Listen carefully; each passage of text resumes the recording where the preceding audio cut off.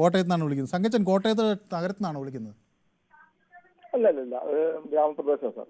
അതെ, സ്ഥലത്തിൻ്റെ പേര്? സ്ഥലത്തിന് കൂരാലി. ഞാൻ ആ ഒരു പ്രത്യേക സ്ഥലം എന്താണെന്ന് ചോദിക്കുന്നത് കൊണ്ട് വേറൊന്നുമില്ല. ആ ഒരു സ്ഥലം പിന്നെ അവിടുത്തെ ജനങ്ങൾ എങ്ങനെ ഇതിനെ കാണുന്നു എന്നുള്ളതാണ്. അപ്പോൾ ഇത് ഈരാട്ടുപേട്ടയിൽ നിന്ന് വന്നിട്ടുള്ള ഒരു കത്താണ് ശ്രീ തങ്കച്ചൻ. അത് അവിടെ നിന്ന് ഇങ്ങനത്തെ കത്തുകൾ വരാൻ സാധ്യതയുണ്ടോ?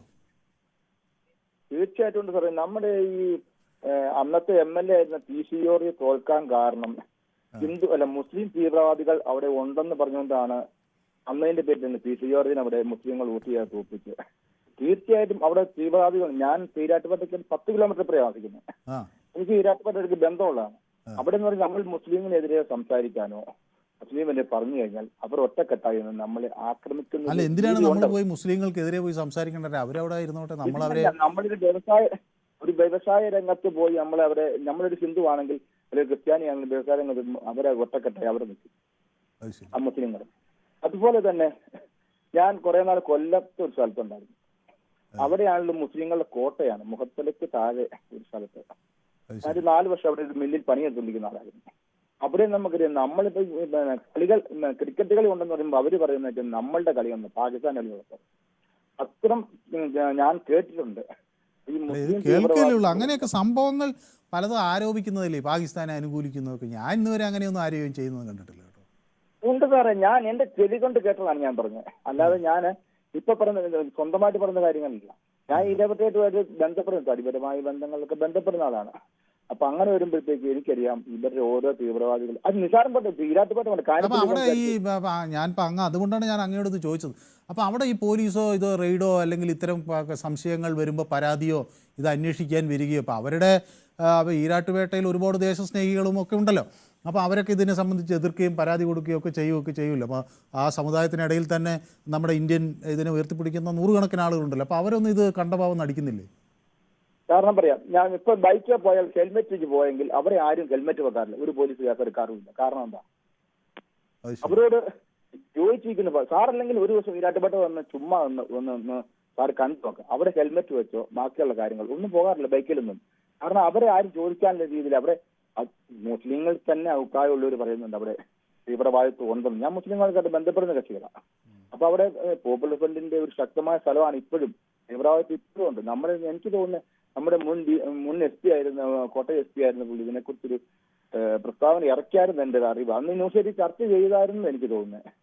പക്ഷെ ഇതിനൊന്നും ഒരു പ്രാബല്യം, ഇതൊക്കെ അധികാര വർഗങ്ങളിൽ ഏറ്റവും കൂടുതൽ അവരടുത്ത് നിൽക്കുന്നവരാണ്. അപ്പൊ അവർക്കെതിരെ ചോദ്യം ചെയ്യാൻ പറ്റത്തില്ല എന്നൊരു രീതിയാണ് അവിടെ വന്നിരിക്കുന്നത്. നമ്മൾക്കൊന്നും അവിടെ ഒന്നും പറയാൻ പറ്റത്തില്ല. നമ്മൾ എന്ത് ചെയ്താലും ഏറ്റേക്ക് പോരുക എന്ന രീതിയാണ്. കാരണം നമുക്ക് ജീവൻ പേടിയില്ലേ. ഈരാറ്റുപേട്ടയിൽ മാത്രമേ ഇങ്ങനെയുള്ളൂ, മറ്റു സ്ഥലങ്ങളിൽ അത്തരം പ്രശ്നങ്ങളില്ല അല്ലേ? ഇല്ല, കാഞ്ഞിരപ്പള്ളി ഉണ്ട്. എന്റെ ഒരു അനിയൻ, ഞാൻ ഒരു ഉദാഹരണം പറയാം. എന്റെ അനിയൻ അവിടെ ഒരു മുസ്ലിം. കാഞ്ഞിരപ്പള്ളിയൊക്കെ ഞാൻ പോയിട്ടുള്ള സ്ഥലമാണ്, നല്ല സ്ഥലമല്ലേ? അവിടെയൊക്കെ ഇതിന് തീവ്രവാദ പ്രവർത്തനങ്ങളിലൊക്കെ ബന്ധപ്പെടുന്ന ആളുകളുണ്ടെന്നാണ് താങ്കൾ പറയുന്നത്? സാറ് അവിടെ പോയതിലുള്ള അതൊക്കെ കുറിച്ച് പഠിച്ചിട്ടില്ലായിരിക്കും, അതായിരിക്കും പറയുന്നത്. കാരണം അത് സാർ അവിടെ ഒരു കുറച്ച് ദിവസമൊക്കെ പഠിച്ചു നോക്കണം. അപ്പൊ അവിടെയാണ് നമുക്കറിയാം തീവ്രവാദം. അവിടെ രാഷ്ട്രീയമില്ല, കോൺഗ്രസോ മറ്റതോ അല്ല കമ്മ്യൂണിസ്റ്റോ ഒന്നുമില്ല. അവരെല്ലാം ചെയ്യുന്നത് മതം മാത്രമേ ഉള്ളൂ അവർക്ക്. ആ രീതിയിലാണ് അവർ പോകുന്നത്. എന്റെ അനുഭവങ്ങളാണ് പറയുന്നത്. ഞാൻ ഈ പ്രദേശങ്ങളിലെല്ലാം പോകുന്ന സ്ഥലങ്ങളിലാണ്. എന്റെ കാഞ്ഞിരപ്പള്ളി ഞാനൊരു 10 കിലോമീറ്റർ, ഈരാട്ടുപേട്ടയിലും 10 കിലോമീറ്റർ ഈ സ്ഥലങ്ങളിലാണ് പോകുന്നത്. ഇവർ ഏറ്റവും കൂടുതൽ അല്ലത്തിന് നമുക്കറിയാലോ, ഇപ്പൊ തന്നെ പോപ്പുലർ ഫണ്ടുകാർ ഉണ്ടെന്ന് പറഞ്ഞാൽ തീർച്ചയായിട്ടും ഈരാട്ടുപേട്ട ഉണ്ട്. അവരുടെ പ്രവർത്തന ശൈലി അതാണ്. അത്തരം പ്രവർത്തനങ്ങളിൽ ഉറപ്പായിട്ടും ഉണ്ടെന്നുള്ളത് എനിക്കറിയാം. എനിക്ക് യൂട്യൂബിൽ ചില കമന്റുകൾ പറയുന്നുണ്ട് കേട്ടോ. തങ്കച്ചൻ പറഞ്ഞത് സത്യമാണ്, അവിടെ ഹെൽമെറ്റിന് ഇളവുണ്ട് എന്നൊക്കെ പറയുന്നുണ്ട് ആളുകൾ. നോക്കാം. അപ്പോൾ ഏതായാലും അങ്ങയുടെ അഭിപ്രായം വ്യക്തമാണ്. നോക്കാം. അപ്പോൾ ശ്രീ ബഷീർ നാദാപുരത്ത് നിന്ന് എന്നോടൊപ്പം ചേരുന്നുണ്ട്. ശ്രീ ബഷീർ, നാദാപുരം നമുക്കറിയാം ഒരു വലിയ ഓർമ്മയാണ് രാജ്യത്തെ സംബന്ധിച്ചിടത്തോളം, നമ്മുടെ നാടിനെ സംബന്ധിച്ചിടത്തോളം. അതൊക്കെ അവസാനിച്ചു എന്ന് ആഗ്രഹിക്കാൻ നമ്മൾ തയ്യാറാവുകയാണ്. അപ്പോഴാണ് ഇങ്ങനെയുള്ള കത്തുകൾ വരുന്നത്. ഇത് വീണ്ടും വീണ്ടും നമ്മളെ ഇത്തരം കലാപങ്ങളെക്കുറിച്ചൊക്കെ ഓർമ്മിപ്പിക്കുകയാണ്. അപ്പോൾ ശ്രീ ബഷീറിന് എന്ത് തോന്നുന്നു? ഇത് ഒരു തട്ടിപ്പ് കത്താണോ അതോ ഇത് ഭയക്കേണ്ട ഒന്നാണോ? അല്ല, ഇത് തീർച്ചയായും ഭയക്കേണ്ട ഒരു കത്ത് തന്നെയാണ്. ശരിക്കും വളരെ വ്യക്തമായും പറയുകയാണെങ്കിൽ ഇത് ശരിക്കും നമുക്ക് ഒരാളെ പഴിചാരിക്കൊണ്ട് ഇപ്പോ ഈ ഒരു സിറ്റുവേഷനിൽ പറയാൻ പറ്റില്ല. കാരണം ഒരു കുറച്ചു മുമ്പൊക്കെ വളരെ പല സംഭവങ്ങളിലും അന്വേഷണം നടന്നു വരുമ്പോൾ അത് പിന്നെ എന്താണ് മറ്റേ മാനസിക രോഗി അല്ലെങ്കിൽ മറ്റൊരു തരത്തിൽ അങ്ങനെയൊക്കെ ആയി മാറി വരുന്നുണ്ടല്ലോ. അപ്പോ ഇത് ഒരു വ്യക്തമായ ഒരു രീതിയിൽ എത്തുമ്പോഴത്തെ ഒരാരും വഴിചാരാൻ പറ്റില്ല. പക്ഷെ കുറച്ചു മുമ്പ് ഒരാൾ സംസാരിച്ചു ഈ ഒരു മതവിഭാഗം പിന്നെ ഇങ്ങനെയാണ് എന്നുള്ള രീതിയിൽ. അത് ഒരു ചെറിയ വിഭാഗത്തെ ഒരു ചെറിയ ന്യൂനപക്ഷം അങ്ങനെ ചെയ്യുന്നത് കൊണ്ട് ഒരു മതവിഭാഗത്തെ മുഴുവൻ അടിച്ചാക്ഷേപിക്കാൻ പറ്റില്ലല്ലോ. അതിപ്പോ ഏത് വിഭാഗത്തിലും പിന്നെ അങ്ങനെ ഉണ്ടാകാം. അത് ഈ പിന്നെ എന്താണ് പറയാ ഒരു ഐഡിയോളജിയെ മിസ്ഇന്റർപ്രിട്ടേഷൻ ചെയ്യുമ്പോഴാണ് അതൊക്കെ അങ്ങനെ സംഭവിക്കുന്നത്. പലരും പിന്നെ തീവ്രവാദ നിലപാടുകളുള്ളവർ അങ്ങനെയാണ് അതിനെ വ്യാഖ്യാനിക്കുക. അങ്ങനെ വ്യാഖ്യാനിച്ചു വരുമ്പോഴാണ് അതിന് തീവ്ര സ്വഭാവം വരുന്നത്. പക്ഷെ യഥാർത്ഥത്തിൽ ആ മതം അതിനെ പ്രോത്സാഹിപ്പിക്കുന്നുണ്ടാവില്ല. അപ്പോ യഥാർത്ഥം എന്റെ ഒരു അനുഭവം പറയുകയാണെങ്കിൽ ഇപ്പൊ ഗാസ പ്രശ്നം, നമ്മുടെ പിന്നെ ഫലസ്തീൻ പ്രശ്നം, ഈ പ്രശ്നത്തില് ഞാൻ യഥാർത്ഥത്തിൽ ഒരു പിന്നെ നിഷ്പക്ഷ നിലപാട് സ്വീകരിച്ചപ്പോ എന്നെ പോലും എന്റെ മതത്തിലെ തീവ്രവാദ നിലപാടുള്ളവര് ശരിക്കും ഒരു ഇസ്ലാമിക വ്യക്തിയല്ല, അല്ലെങ്കിൽ ഒരു മുസ്ലിം അല്ല എന്നുള്ള രീതിയിൽ പുറന്തള്ളുകയും ചെയ്തു. അതായത് അങ്ങക്ക് സ്വതന്ത്രമായൊരു നിലപാട് പറയാൻ പറ്റുന്നില്ല, അപ്പൊ അങ്ങ് മതത്തിനെതിരായി പോയി എന്ന് അവർ ചിത്രീകരിക്കുകയാണ് ചില ആളുകൾ. അങ്ങനെ ചിത്രീകരിക്കുന്ന ഒരു സിറ്റുവേഷൻ ഉണ്ട്. അതിപ്പം പിന്നെ ഹിന്ദു മതത്തിലായാലും ഹൈന്ദവ പിന്നെ ഐഡിയോളജി എന്ന് പറഞ്ഞാൽ വളരെ വിശാലവും എല്ലാത്തിനും ഉൾക്കൊള്ളുന്ന ഐഡിയോളജി ആണല്ലോ. അതിൽ തന്നെ എത്രയോ തീവ്രവാദികൾ ഇപ്പോൾ ഉത്തരേന്ത്യയിലും മറ്റും കേൾക്കുന്നതാണെങ്കിൽ വളരെ പരിതാപകരമായ ഒരുപാട് സംഭവങ്ങളെ പറ്റി നമ്മൾ കേൾക്കുന്നുണ്ട്.